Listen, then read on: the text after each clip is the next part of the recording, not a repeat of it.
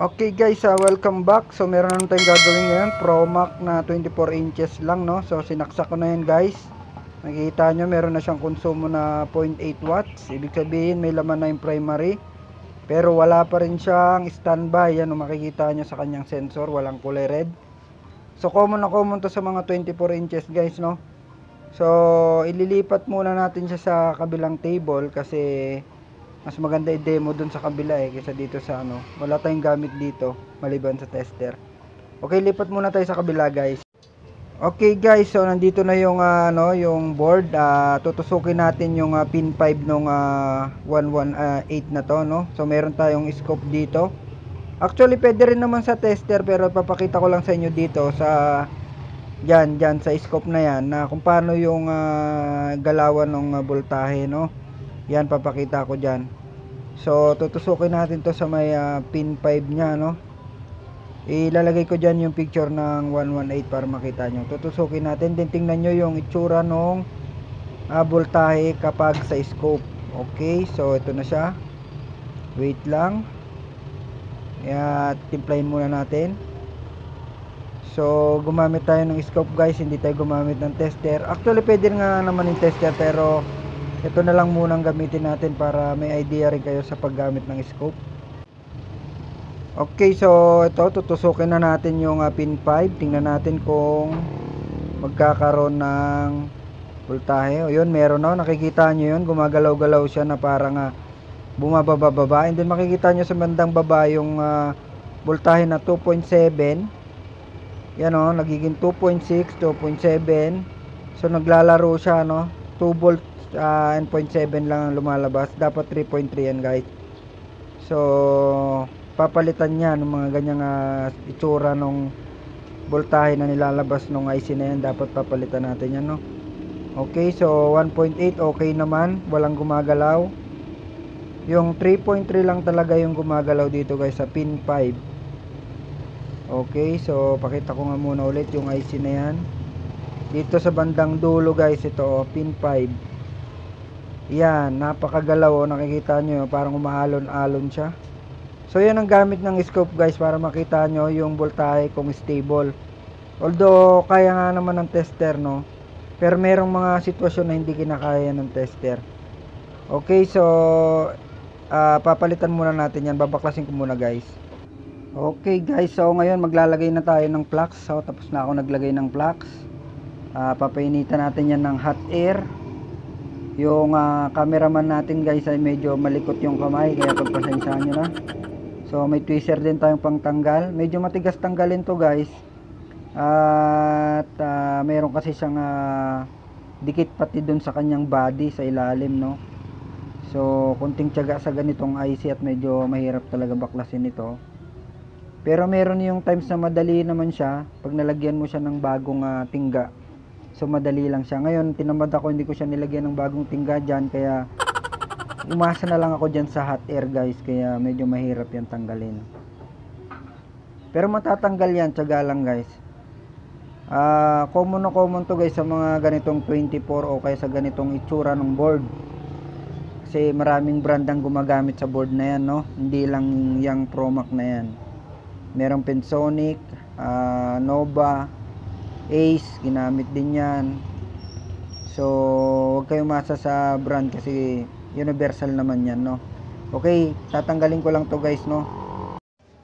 Okay, malapit na siyang matanggal, no. So natanggal na natin yung IC. Yan na siya. Yan, yung IC na binabaklas na, napakahirap. So tatabi muna natin sa bago para makita nyo, no. Okay, so yan yung bago saka yung luma. Mapapansin nyo makintab pa yung bago. So sa microscope naman, okay, dito makikita nyo na yung number nya is 118. So nakita nyo kanina, then meron tayong 1833, ibig sabihin nyo 1.8 and 3.3 volts. So kabit na natin yung bago. Okay, lilinisan na natin yung pinagbaklasan natin, no, gamit yung soldering wick. Hindi ko alam ang tawag doon, pero wick ang basa ko yata doon. Pagpasensyahan nyo na, may hina ako sa English.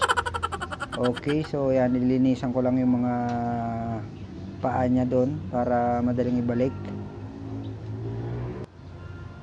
Ngayon ibabalik na natin yung IC. So nakalapag na siya doon, no. Hahatir na lang natin, din didiin na natin siya ng tweezer, no.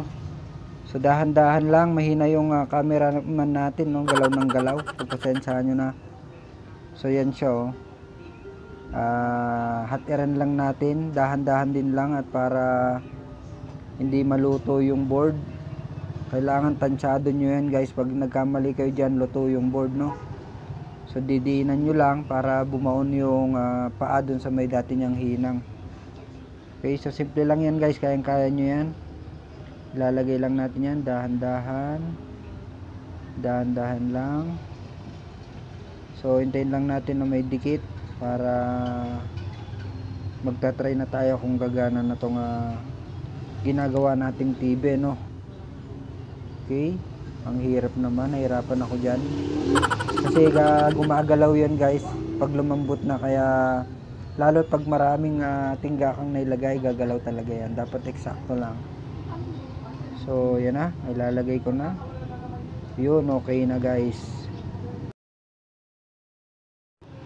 Okay, guys, yan yung outcome, no. So okay naman, parang pasado naman yung pagkalagay ko, no. Medyo pantay naman siya.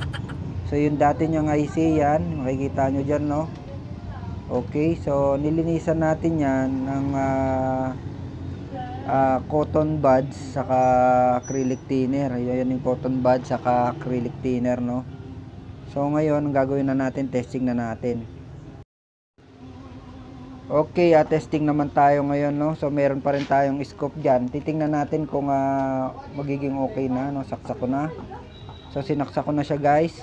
Meron na siyang red. Ayun, meron na siyang red. Okay na, may standby na. Tingnan natin. Umilaw na siya, guys. So nakita nyo yung ilaw na yun, super bright. Ibig sabihin, naka-on na siya. Then tingnan natin yung itsura niya sa scope. Okay, medyo may ripple siya, no.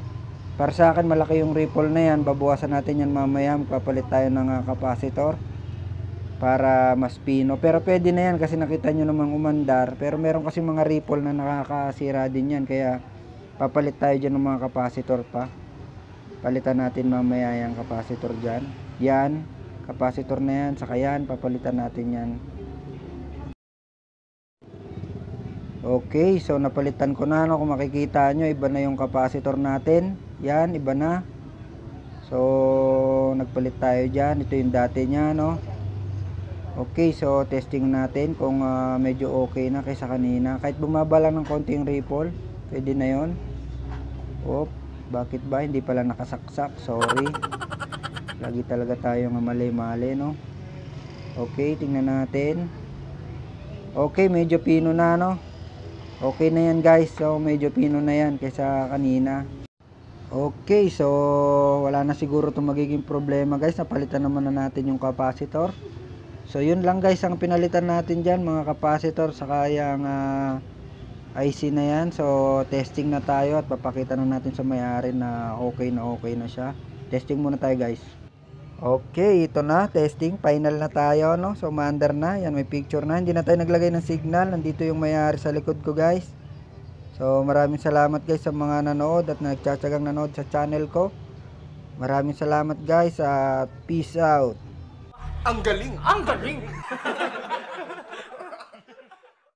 Hi guys, I'm Marco Francis 713 Mix Vlog. Please click here and subscribe. Thank you. Hello mga ka-G-Lovers, Giovanni B of Electronic G-Lab. Please subscribe. Hello, this is Joey Tech PH. Please subscribe to my channel. Thank you.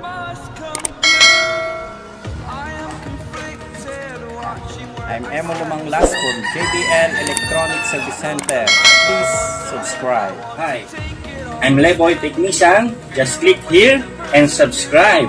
Okay, this is Monty Lasagli. Subscribe and paki-subscribe na rin si Mojajos channel. Okay, salamat. Hello mga master, ako pala si Mojajos Technique and please click here to subscribe. And huwag kalimutan, supportahan ang Pinoy Tech Vloggers. Alright.